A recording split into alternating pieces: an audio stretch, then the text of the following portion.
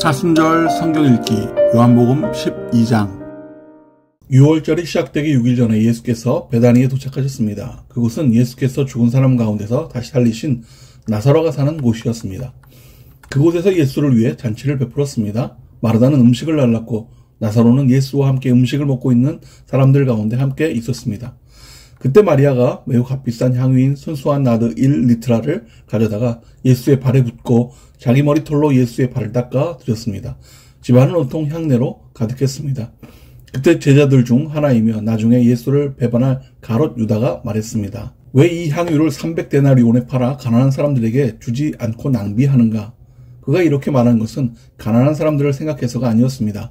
그는 돈주머니를 맡고 있으면서 거기에 있는 돈을 훔쳐가곤 했기 때문입니다. 예수께서 대답하셨습니다. 그대로 두어라. 이 여인은 내 장례날을 위해 간직해둔 향유를 쓴 것이다. 가난한 사람들은 항상 너희와 함께 있지만 나는 항상 너희와 함께 있는 것이 아니다.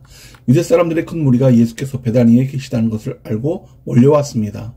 이는 예수뿐 아니라 예수께서 죽은 사람 가운데서 살리신 나사로도 보기 위함이었습니다. 대제사장들은 나사로도 죽이려고 모의했습니다.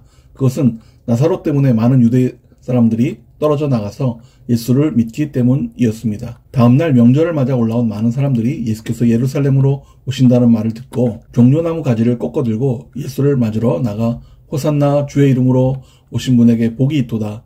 이스라엘의 왕에게 복이 있도다 하고 외쳤습니다. 예수께서는 어린 나귀 한 마리를 보시고 그 위에 올라 앉으셨습니다. 이것은 성경에 기록된 것과 같습니다. 시온에 따라 두려워하지 말라. 보라, 내 왕이 새끼 나귀를 타고 오신다.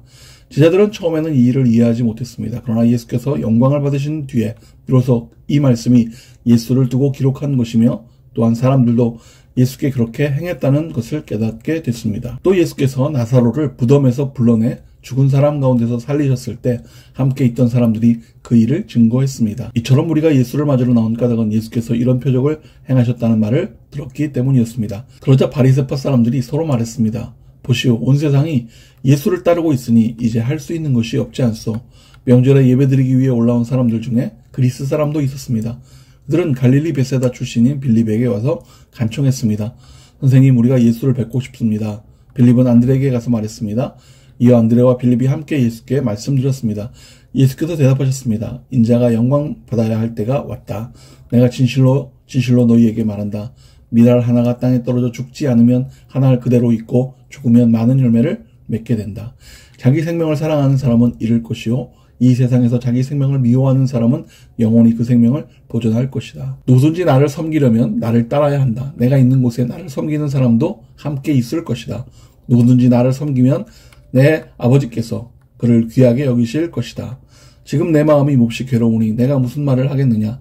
아버지여, 내가 이 시간을 벗어날 수 있게 해주십시오 하겠느냐?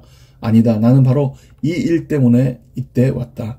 아버지여, 아버지의 이름을 영광스럽게 하소서. 바로 그때 하늘에서 소리가 들려왔습니다. 내가 이미 영광스럽게 했다. 다시 영광스럽게 할 것이다. 곁에 서서 그 소리를 들은 사람들은 천둥이 쳤다고 말했습니다. 다른 사람들은 천사가 예수께 말했다라고도 했습니다. 예수께서 말씀하셨습니다. 이 소리가 난 것은 나를 위한 것이 아니라 너희를 위한 것이다. 이제 세상을 심판할 때니 이 세상의 통치자가 쫓겨날 것이다. 그러나 내가 이 땅에서 들려 올라갈 때 나는 모든 사람들을 내게로 이끌 것이다. 예수께서 이렇게 말씀하신 것은 자신이 어떤 죽음을 당할 것인지 암시하려고 하신 말씀입니다. 그때 우리가 대답했습니다. 우리는 율법에서 그리스도께서 영원히 계시다고 들었는데 어째서 당신은 인자가 들려서 올라가야 된다고 하십니까? 이 인자란 누구입니까? 그러자 예수께서 그들에게 말씀하셨습니다. 아직 얼마 동안은 빛이 너희 가운데 있을 것이다. 어둠이 너희를 삼키지 못하도록 빛이 있는 동안에 걸어 다니라. 어둠 속에서 다니는 사람은 자기가 어디로 가는지 알지 못한다. 너희에게 빛이 있는 동안에 너희는 그 빛을 믿으라. 그러면 너희가 빛의 아들들이 될 것이다. 이 말씀을 하신 후 예수께서는 그들을 떠나서 몸을 숨기셨습니다. 예수께서 이 모든 표적을 그들 앞에서 행하셨음에도 불구하고 그들은 여전히 예수를 믿지 않았습니다. 이것은 예언자 이사야의 말을 이루려는 것입니다. 주여, 우리의 전한 것을 누가 믿었으며 주의 팔이 누구에게 나타났습니까? 그들이 믿을 수 없었던 까닭을 이사야가 다시 이렇게 말했습니다. 주께서 그들의 눈을 멀게 하셨고 그들의 마음을 무디게 하셨으니 이는 그들이 눈이 있어도 보지 못하게 하고 마음으로 깨달아 돌이키지 못하게 해 내게 고침을 받지 못하게 하기 위함이다. 이사야가 이렇게 말한 것은 그가 예수의 영광을 보았기 때문입니다. 그래서 예수를 가리켜 이런 예언을 했습니다. 지도자들 중에서도 예수를 믿는 사람들이 많았으나 바리새파 사람들 때문에 자기 믿음을 고백하지 못했습니다. 회당에서 쫓겨날까봐 두려웠기 때문입니다. 그들은 하나님의 영광보다 사람의 영광을 더 사랑했던 것입니다. 예수께서 큰 소리로 말씀하셨습니다. 나를 믿는 사람은 나를 믿는 것이 아니라 나를 보내신 분을 믿는 것이요. 나를 보는 사람은 곧 나를 보내신 분을 보는 것이다. 나는 빛으로 이 세상에 왔다. 나를 믿는 사람은 누구든지 어둠 속에 머무르지 않을 것이다.